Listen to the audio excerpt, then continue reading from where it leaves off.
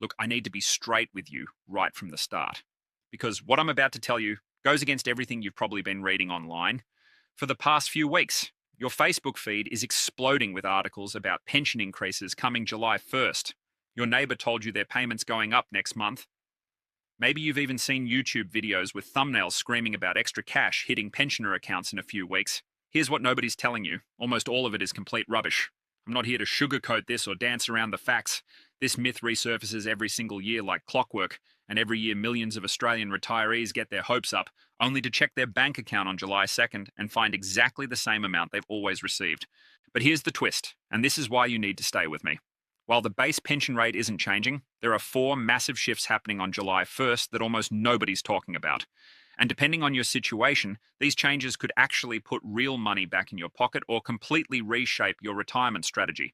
So let's rip the band-aid off and get into what's actually happening. The question everyone's asking is simple. Are age pension base rates going up on July 1st, 2026? No. Full stop. Not happening. This isn't my opinion. This is legislative facts straight from Services Australia. The base payment rates for the Centrelink Age Pension get indexed exactly twice per year, March 20th and September 20th. Those are the only 2 dates your base rate can move. The rates locked in on March 20th this year stay frozen solid until September 19th. July 1st doesn't factor into the equation at all. Right now, if you're a single pensioner, you're getting $1,200.90 every fortnight. That's your base pension of $1,130 plus your pension supplement of $86.50 plus the energy supplement of $14.10. Adds up to roughly $31,223 annually. Couples combined are receiving $1,810.40 per fortnight. That's $905.20 each. Works out to about $47,070 per year. Those numbers aren't moving on July 1st, not by a single cent. So why does this myth keep spreading like wildfire every year? Simple psychology. July 1st is the start of the financial year. Tax brackets change. Super caps get adjusted. Medicare thresholds shift. Basically, a truckload of financial stuff gets reshuffled on this date. Content creators and bloggers latch onto that July 1st momentum and deliberately confuse it with pension increases. Sometimes it's ignorance. Often it's because headlines screaming pension increase July 1st generate clicks, and clicks generate ad revenue, but clicks don't pay your electricity bill. Facts do. Now here's where most people switch off and think this video doesn't apply to them. Big mistake. Because while your base rate stays put, July 1st triggers a domino effect of indexations and law changes that could genuinely impact your hip pocket. Let me walk you through each one, and I want you paying close attention because this gets technical, but it matters. First up, income and asset-free areas get indexed every July 1st. This happens quietly in the background, and most pensioners have no idea it's even occurring. What are free areas? They're buffer zones. The amount of income you can earn or assets you can own before Centrelink starts cutting your pension. When these thresholds increase on July 1st, and they do increase based on CPI, it means you can have slightly more income or own slightly more assets while still receiving the same pension. Or better yet, you might suddenly qualify for a pension when you didn't before. Who wins here? Part pensioners. If you're currently on a reduced pension because of the income or assets test, this indexation could bump your fortnightly payment up slightly. Self-funded retirees sitting just outside the eligibility threshold, this is your moment. That threshold shift might drag you into part pension territory. And even a small part pension unlocks the pensioner concession card and Commonwealth Seniors Health Card. Those cards are worth thousands in medication discounts, utility rebates, and transport savings. Let me give you the current numbers so you understand what we're working from. Income test limits right now per fortnight. To get the full pension, your income needs to be under $218 for singles and $380 for couples. Your pension cuts off completely, drops to zero, when your income hits $2,619.80 for singles and $4,080 for couples combined. Asset test limits, and remember, your home doesn't count. For the full pension, single homeowners can have $321,500 in assets. Non-homeowners, $579,500. Couples, homeowners can have $481,500. Non-homeowners, $739,500. For part pension, the cutoff where your pension drops to zero, single homeowners $722,000, non-homeowners $980,000. Couples, homeowners $1,085,000, non-homeowners $1,343,000. All these numbers shift upward on July 1st. Not dramatically, we're typically talking 1.5 to 3% based on inflation, but when you're dealing with six-figure thresholds, a few percentage points can mean real money. The exact figures haven't been published yet because they're calculated based on CPI movements right up until June, but historically, this is the range we see. Bottom line, if you're on a part pension or hovering near the eligibility edge, check your Centrelink portal after July 1st. Your entitlement might have changed without you even knowing. Second change, and this one's huge if you're still working part-time or advising kids and grandkids. Superannuation contribution caps are jumping significantly on July 1st. The tax office has confirmed these increases. They're indexed to average weekly earnings, and the numbers are bigger than most people expected.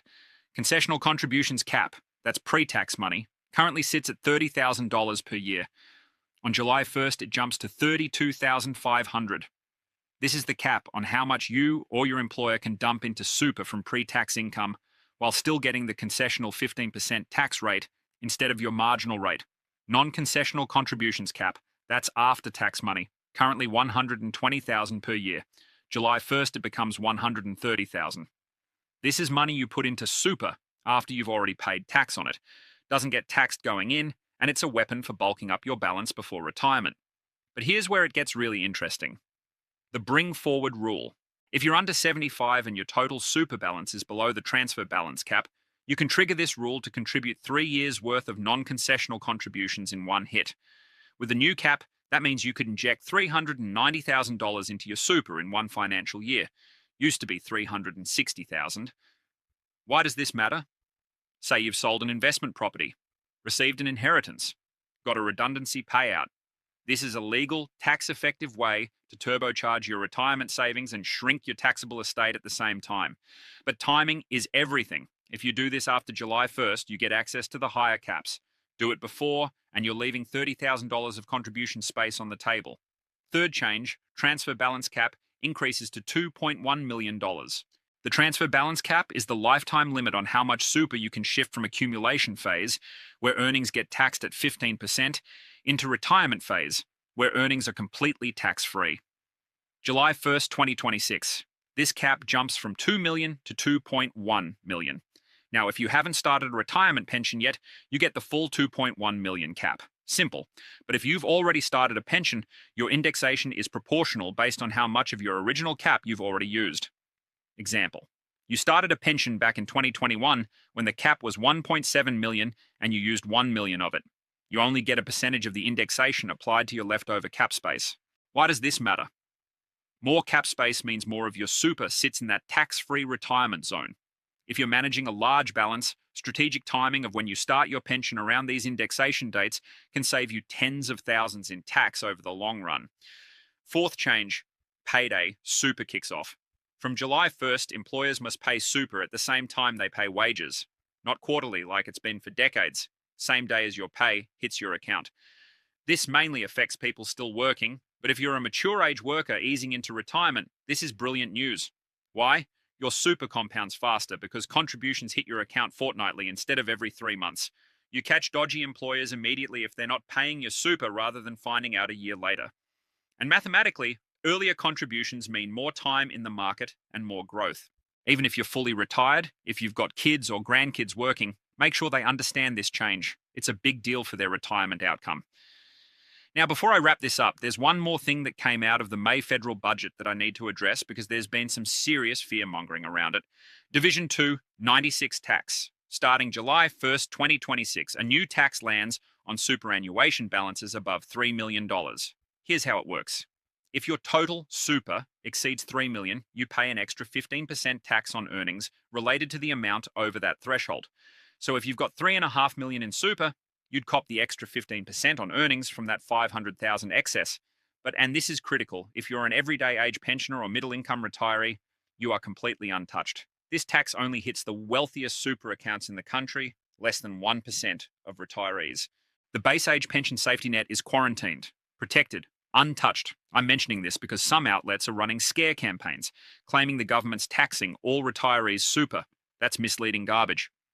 They're taxing extraordinarily large balances and the revenue funds aged care and healthcare.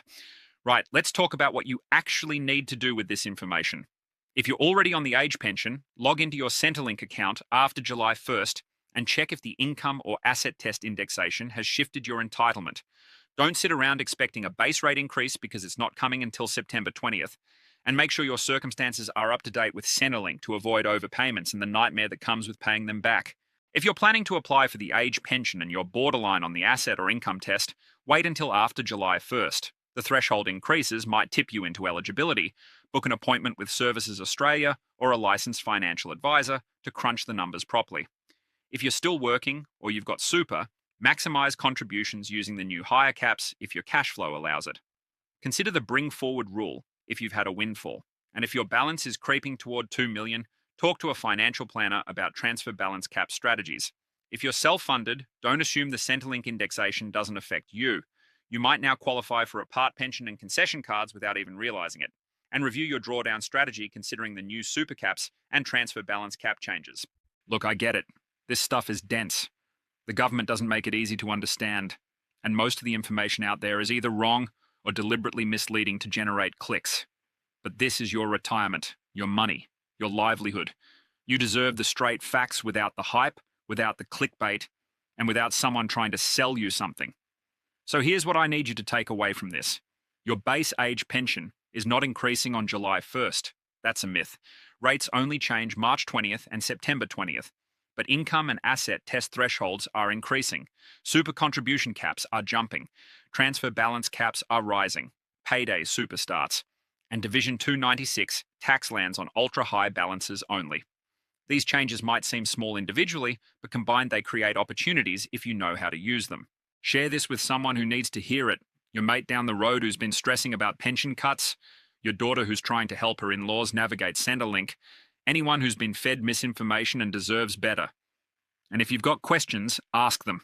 I read every comment and I'll point you toward the right resources. Stay sharp, stay informed, and don't let anyone profit off your confusion. I'll catch you next time.